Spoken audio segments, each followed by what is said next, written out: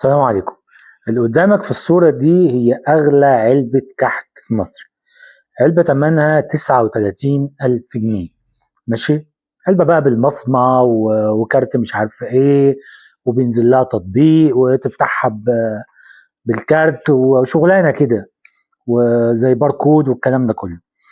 ماشي. وهي في النهاية علبة فيها ايه؟ فيها كحك زي كل الكحك اللي موجود في السوق يعني. ماشي. فيها بقى يعني اهتمام شوية، سمنة بلدي مش عارفة ايه الكلام ده، ولكن ما توصلش للسعر ده. وانا هنا مش جاي اتكلم عن العلبة بصراحة، انا جاي اتكلم عن حاجة تانية خالص. اللي يعني ربنا سبحانه وتعالى قال: وكلوا واشربوا ولا تسرفوا. ماشي. انه لا يحب المسرفين. يعني ده اسمه اسراف. حتى لو انت معاك يعني تمنها، يعني اعتقد ما تشتريهاش. اعتقد ان في حاجات اولى، اعتقد ان في حاجات اهم، اعتقد ان في حاجات افضل من علبة كحكة تشتريها تمنها 39,000 جنيه أو 40,000 جنيه. وبعد كام ساعة اللي أنت كلته منها هيتصرف في الحمام. ماشي. ومش هتبقى استفدت منها حاجة، غير يعني عفوا يعني مش عايز أقول فشخرة كدابة، منظرة فارغة يعني. علبة فيها كحك، فيها كيلو 2 3 10 أيا كان اللي فيها، ولكن في النهاية أنت هتخلصها في يوم، في 2، في شهر، في 3 أشهر. بعد كده إيه اللي أنت عملته؟ صرفت 40,000 جنيه في ولا حاجة. ماشي. واعتقد ان هي طالعه يعني في الفتره دي كمان في الوقت ده كاستفزاز. هي طالعه ايه؟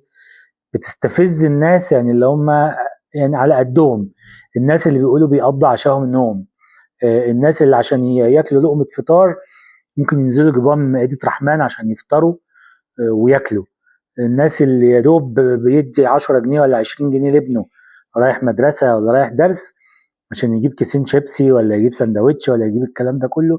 ده اصلا لو معاه يجيبهم. الناس اللي بتدور على المواصلات بعد ما غليت 3 جنيه، ازاي هنركب المواصلات وازاي هندفع 3 جنيه يعني في مشوار رايح جاي. ماشي. في وقت يطلع لنا شركة الله يسهل لهم بعلبة كحك يقول لك اصل ببصمة، واصل بتاع ده برقم سري والكلام ده كله. طيب انا استفدت ايه في النهاية يعني؟ انا بعد ما خلصت العلبة اللي انت جبتها لي استفدت ايه؟ طبعا بقى منزلين علب عاديه، وعلب ارابيسك وعلب مش عارفه ايه. يا جماعه مش كده يعني، مش الموضوع مش كده. ماشي. يعني احنا كفايه علينا الاعلانات المستفزه اللي بتطلع لنا بعد الفطار.